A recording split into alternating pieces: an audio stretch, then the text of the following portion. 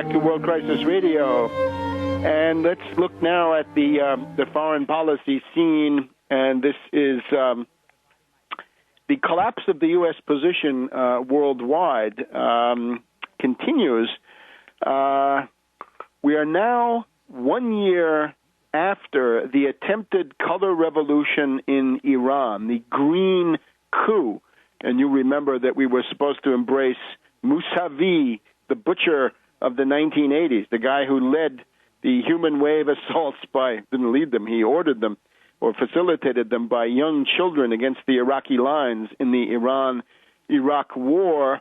So they dredged him up, and we'll remember the famous, the role of the desperate housewives of North Tehran, the rich elitists, and others in supporting this Mousavi candidacy, who wanted internet freedom, or as Ahmadinejad was going with economic benefits for poor peasants and poor workers, the wretched of the earth. So you get the idea. 1 year after the failed green coup, Ahmadinejad is clearly stronger than ever, and I think it's a mistake to continue to refer to this as a mullah regime. Ahmadinejad is a general of the Pastaran Revolutionary Guards, and this Ayatollah Khamenei, the supreme leader, anyway, whatever his name is basically in eclipse. So the green color revolutionaries have totally failed, and we have an interesting, the litany coming from the U.S. is that Iran is isolated. The reactionary neocon Krauthammer, for his own anti-Obama purposes, writes an interesting column today, Friday, June 11th, in the Washington Post, that Iran's isolation is a myth. Yes, it's a myth. There is no isolation of Iran. Rather, the U.S. is getting isolated from its own allies. Now, we did have, at midweek, the vote in the UN Security Council in favor of these sanctions. It's the fourth round of sanctions. Now, as many have pointed out, under Mad Dog Bush the Younger, we had 3 rounds of sanctions against Iran that were always passed unanimously in the UN Security Council. Russia, China all voted for them, and everybody else voted for them. Now, different story. It unfortunately, and I regard this as a blunder, the Russians and Chinese have gone along with the U.S. in finally voting these sanctions, although they have also weakened them, watered them down, hollowed them out. We'll go through this in a minute. But the big change now, and this is really a watershed of international affairs, that Brazil and Turkey vote against the U.S. They vote no. Turkey, ally of the U.S. in the North Atlantic Treaty Organization, the Atlantic Pact, NATO.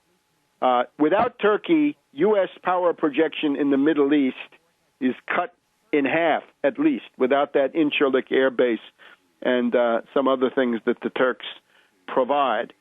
And Brazil, of course, a member of the Inter-American System, Organization of American States. That's the old Rio Pact. So these are both, on paper, close allies of the U.S., and they vote no.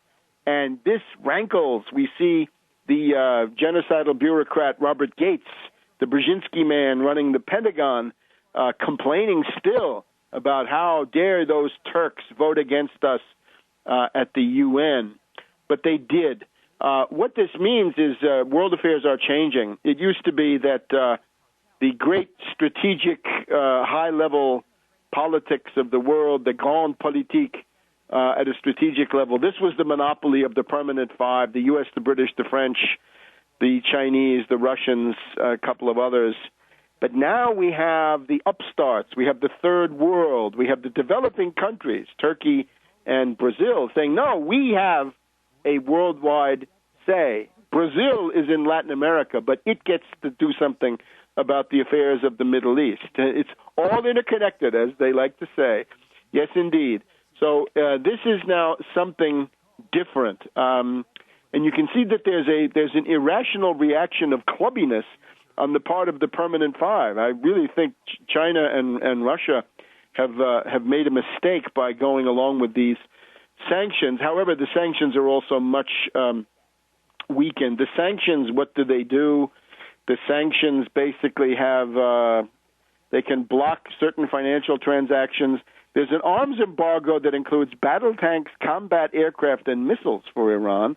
There is some provision for the inspection of suspect cargoes on the high seas or in ports, but this is done by countries if there are reasonable grounds to think that contraband, so-called, is being moved. And then asset freezes and travel bans for individuals linked to the Revolutionary Guards. No restriction on Iran's oil trade. Well, that's, of course, the main demand of the Chinese. The Chinese said, we're not voting for this if we're going to have our oil cut off, and therefore nothing about Iranian oil exports. There is no comprehensive arms embargo. There is no comprehensive ban on financial dealings, and there is no legal requirement compelling Iran to allow foreign navies to board Iranian vessels to check them. So these outrageous things have not been included. Notice also the Russians got what they wanted, which was that there's no ban on delivering those advanced and sophisticated surface-to-air missiles, the A-300s, I believe. It's about time that those got delivered. That would help to close the door to lunatic adventurism by various powers, the U.S. and the Israelis above all. And there's also no ban on nuclear cooperation. So the Bushehr nuclear reactor is going to go critical and come online this summer, most likely. I think it's in August that the Bushehr reactor is expected to go online. So this is the situation. It is a Pyrrhic victory for the U.S. because the cost of having Turkey and Brazil vote against you, and Lebanon, even little Lebanon, a U.S. client state, abstains out of Arab solidarity or Muslim solidarity with the Iranians.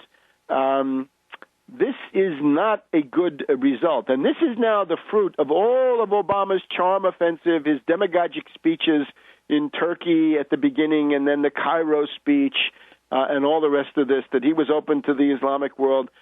So where does it get him? Nowhere. He's actually further behind than when he started. So we're told that one of the things that kept the Chinese supporting this was a threat delivered by the Israelis, that the Israelis said to China, if you don't vote for these sanctions, we will bomb Iran, and that this was delivered behind the scenes. A plausible story, although not completely documented. So Pyrrhic victory for Hillary Clinton, for Obama, and for the charming Susan Rice at the United Nations. And we'll be back in a minute.